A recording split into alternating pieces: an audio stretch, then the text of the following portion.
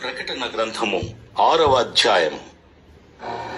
ఆ గొర్రెపిల్ల ఆ 7 ముద్రలలో మొదటి దానిని విప్పినప్పుడు నేను చూడగా ఆ 4 జీవులలో ఒకటి రమ్ము అని ఉరుము వంటి స్వరముతో చెప్పుట వింటిని.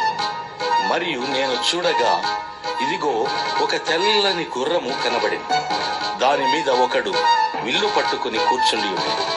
అతనికి ఒక కిరీటం ఇయ్యబడి అతడు జయించుటకు బయలువెళ్ళాడు. ఆయన 2వ ముద్రను విప్పినప్పుడు రమ్ము అని 2వ జీవి చెప్పుట వింటిని. అప్పుడు ఎర్రనిదైన వేరొక గుర్రము బయలువెళ్ళాను. మనుషులు ఒకని ఒకడు చంపుకున్నట్లు భూలోకములో సమాధానము లేకుండా చేయుటకు ఈ గుర్రము మీద కూర్చున్న వానికి అధికారం ఇయ్యబడింది. మరియు అతనికి ఒక పెద్ద ఖడ్గం ఇయ్యబడింది. ఆయన 3వ ముద్రను విప్పినప్పుడు రమ్ము అని 3వ జీవి చెప్పుట వింటిని. నేను చూడగా ఇదిగో ఒక నల్లని గుర్రము కనబడెను. దాని మీద ఒకడు త్రాసు చేత పట్టుకుని కూర్చుండి ఉండెను. మరియు దేనారమునకు 1 సేరు గోధుమలు, దేనారమునకు 3 సేర్ల యవలు, నూనెను ద్రాక్షారసమును పాడు చేయవద్దు అనియు ఆ 4 జీవుల మధ్య ఒక స్వరము పలికినట్టు నాకు వినబడింది. ఆయన 4వ ముద్రను విప్పినప్పుడు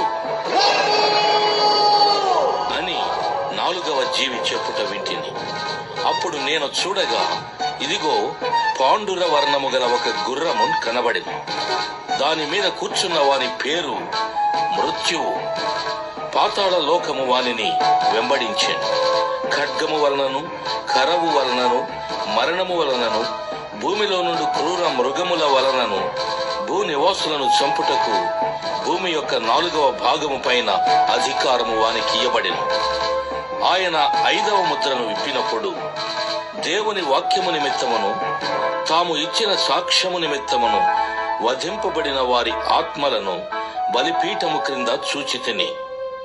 వారు నాదా సత్యస్వరూపి పరిశుద్ధుడా, ఎందాక తీర్పు తీర్చకయు మా రక్తము నిమిత్తము భూనివాసులకు ప్రతిదండన చేయకయు ఉందువు అని బిగ్గరగా కేకలు వేసిరి. తెల్లని వస్త్రము వారిలో ప్రతి వానికి ఇయ్యబడెను. మరియు వారి వలనే చంపబడబోవు వారి సహదాసుల యొక్కయు సహోదరుల యొక్కయు లెక్క పూర్తియగు వరకు ఇంకా కొంచెము కాలము విశ్రమింపవలెనని వారితో చెప్పబడెను. ఆయన 6వ ముద్రను విప్పినప్పుడు నేను చూడగా పెద్ద భూకంపము కలిగింది.